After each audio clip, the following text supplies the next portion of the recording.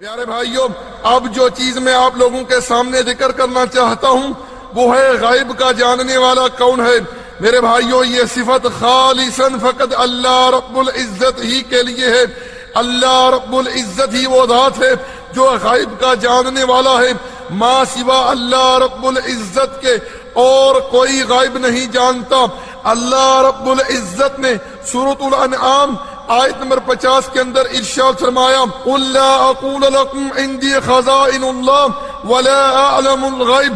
پیارے نبی آپ کہہ دیجئے، اے لوگوں، میں تم سے نہیں کہتا کہ میرے پاس اللہ کے خزانے ہیں اور نہ ہی میں غیب جانتا ہوں۔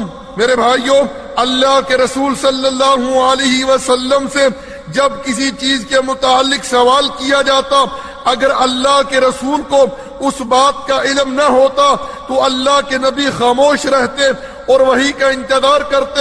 سچ فرمایا اللہ رب العزت نے سورۃ النجم کے اندر، وَمَا يَنْطِقُ عَنِ الْهَوَىٰ إِنْ هُوَ إِلَّا وَحْيٌ يُوحَىٰ۔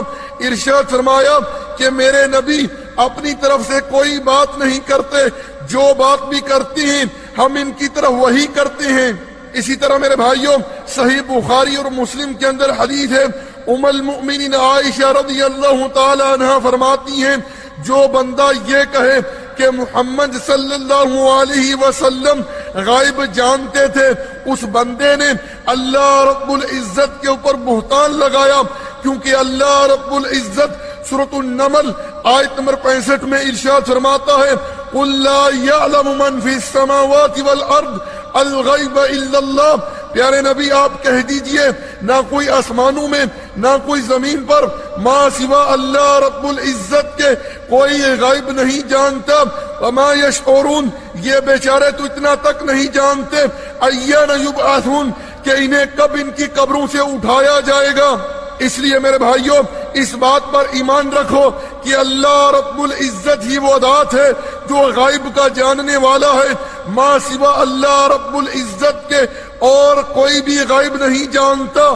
پیارے بھائیوں، اگر آپ لوگوں کو مزید تفصیل پڑھنی ہے تو سورۃ الاعراف آیت نمبر 188 پڑھ لیجئے۔ اس لیے میرے بھائیوں، ہر مسلمان کا اس بات پر ایمان ہونا چاہیے کہ اللہ رب العزت کے سوا اور کوئی غائب نہیں جانتا۔ ہمارا فیس بک کا صفحہ اردو اسلامک میسیجز URDUISLAMICMESSAGES ہے۔ ہمارا واٹس ایپ کا نمبر 0097333190627 ہے۔